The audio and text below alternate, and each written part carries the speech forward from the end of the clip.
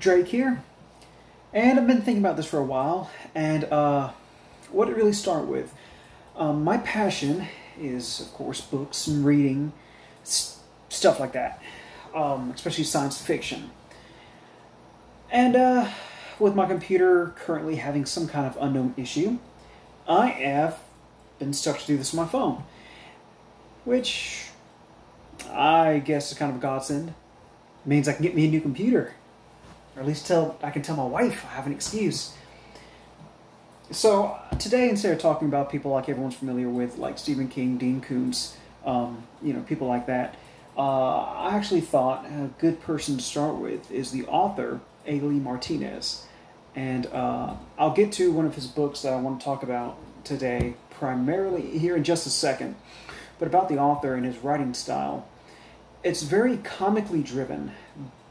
But as far as plot points, he's not one to kind of throw him by the wayside. In fact, he includes sparks throughout the entire book. And of course, by spark, I mean something that drives the narrative along.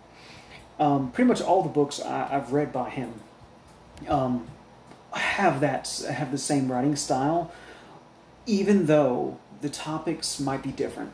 Now, they all kind of tend to be sci-fi or futuristic, actually, in his book, The Automated Detective, very futuristic, which is a far step from In the Company of Ogres, which is a great book, which is actually about a guy who is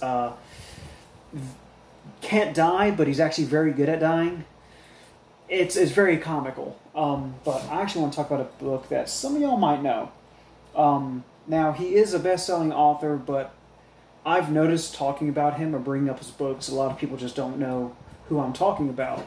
So, it came to me that this is definitely somebody I would probably want to put out there and vouch for. I would vouch for this, this guy all day long. But Gil's All-Fright Diner is a great book. It actually starts off with a werewolf and a vampire who more or less seem to be hicks. Driving down the road in an old beat-up truck, looking for the last beer. And it's full of hijinks. It's full of comedy that you can expect from the cover art. I mean, if I'm not going to read you the back, I'm not going to do anything like that. I'm not going to read you an excerpt. It's supposed to be a real quick video, I want to talk about this guy. I really enjoy his writing, I really enjoy his work, and I really think he's somebody I should be putting out there at least. But Gil's All-Fright Diner is a great read. It's actually one of those I would also recommend listen to it on Audible, if you have Audible. Both are great, and the guy who reads it is just on point, especially with his different voices.